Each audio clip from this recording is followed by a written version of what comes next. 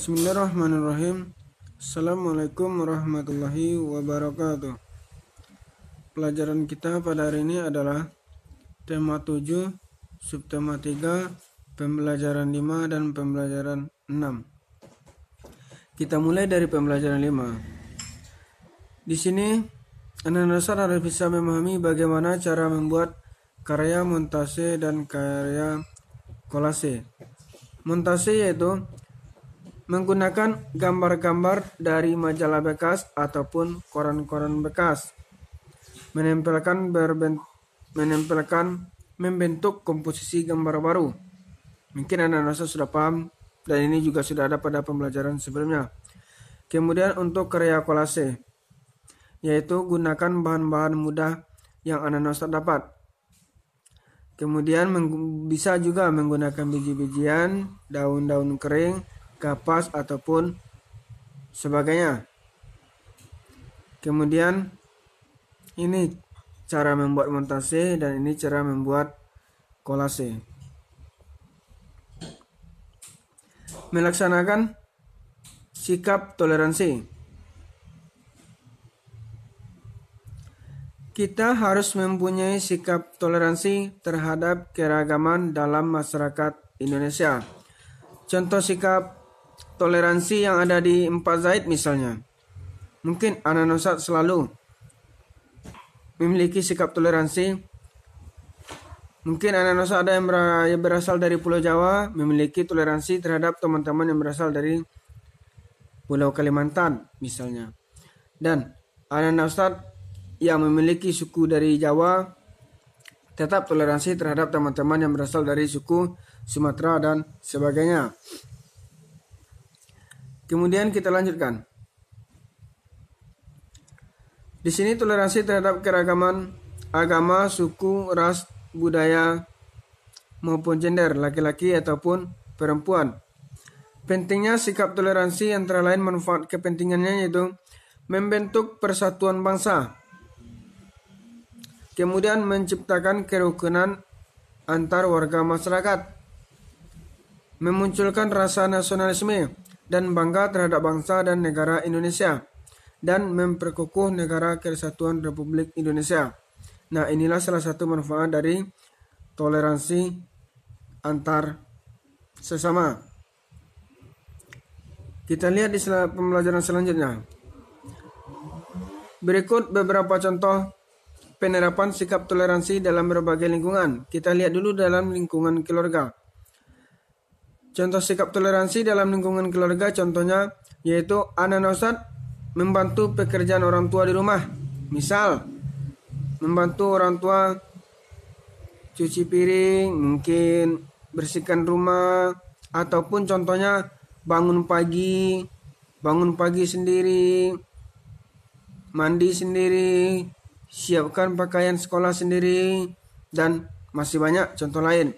Kemudian membantu adik saat kesulitan dalam belajar. Nah, anak-anak ustaz yang mempunyai adik baik itu di TK kelas 1 ataupun di kelas 2 dan kelas 3 bisa membantu adiknya di saat belajar. Itu adalah contoh toleransi. Selanjutnya, menghargai perbedaan antar anggota keluarga. Menjaga ketenangan saat jam tidur siang. Mendengarkan dan menjalankan nasihat orang tua. Nah, orang tua menyuruh anak-anak ustaz menghafal, silakan menghafal. Disuruh uminya makan, disuruh uminya murojaah, dan seterusnya. Itu contoh toleransi dalam keluarga.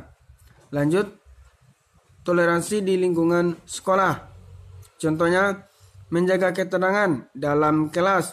Misalnya jangan ribut, jangan ganggu teman, dan sebagainya.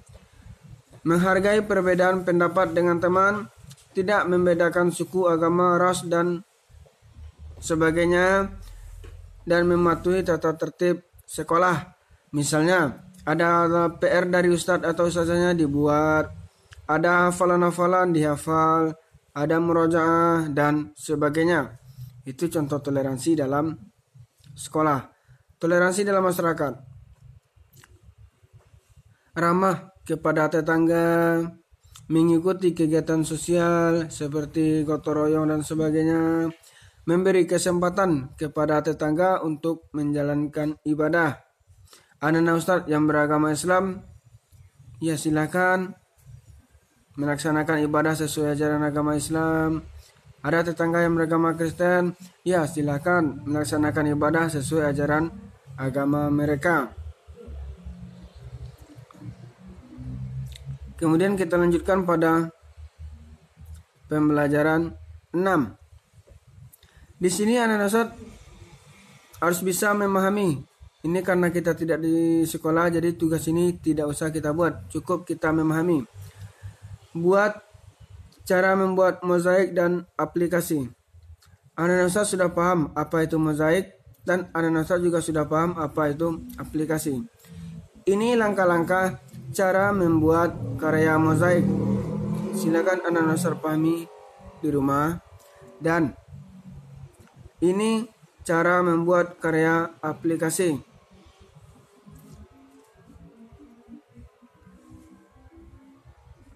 Lanjut ke ini ada teks yang berjudul Ki Hajar Dewantara, Bapak Pendidikan Indonesia. Tentang Ki Hajar Dewantara ini kita sudah pernah pelajari sebelumnya, namun kita ulangi pada pembelajaran sekarang. Ki Hajar Dewantara ini diberi gelar adalah Bapak Pendidikan Indonesia, yaitu di pemberian gelar ini diberikan pada tahun 1959 oleh Presiden Soekarno.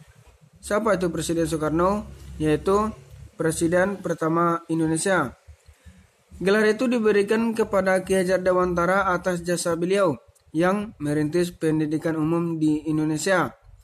Dan hari kelahiran Ki Hajar Dewantara, yaitu tanggal 2 Mei, ditetapkan sebagai Hari Pendidikan Nasional. Kemudian untuk ini Ki Hajar Dewantara lahir dari keluarga ningrat, yaitu di Yogyakarta. Yang mungkin anak-anak Ustadz juga ada yang berasal dari Yogyakarta pada tahun 1889. Yang namanya aslinya anak-anak Ustadz sudah tahu.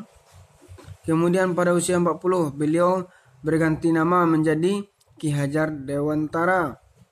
Jadi Ki Hajar Dewantara ini bukan nama asli. Nama asli beliau adalah Raden Mas Suhardi Suryaningrat. Beliau tidak lagi menggunakan gelar kebangsawan Raden Mas karena beliau ingin dekat dengan rakyat. Beliau lulus sekolah dasar Belanda, lalu melanjutkan ke Sofia. Kemudian Ki Hajar Dewantara menjadi wartawan di banyak surat kabar. Kemudian Ki Hajar Dewantara juga aktif dalam kegiatan politik melalui organisasi Budi Utomo. Beliau menyuarakan pentingnya persatuan dan kesatuan berbangsa dan bernegara. Pada tahun 1912, beliau bersama Dewes Dekker dan Cipto Mangunkusumo mendirikan Indes Partai. Nah, silakan anak-anak Ustadz lanjutkan. Indes Partai ini merupakan partai yang bertujuan mencapai kemerdekaan Indonesia. Selanjutnya pada tanggal 3 Mei 1932, Ki Hajar Dewantara kembali ke Indonesia. Beliau mendirikan Perguruan Nasional Taman Siswa. Dari sekolah inilah lahir konsep pendidikan nasional sampai saat sekarang. Saat Indonesia merdeka dan menjadi republik, Ki Hajar Dewantara diangkat menjadi Menteri Pendidikan, Pengajaran dan Kebudayaan Indonesia. Ki Hajar Dewantara wafat pada tanggal 28 April 1959. Jasanya terus dikenang oleh bangsa Indonesia. Untuk pembelajaran hari ini kita cukupkan sampai di sini. Barakallahu fiik. Assalamualaikum warahmatullahi wabarakatuh.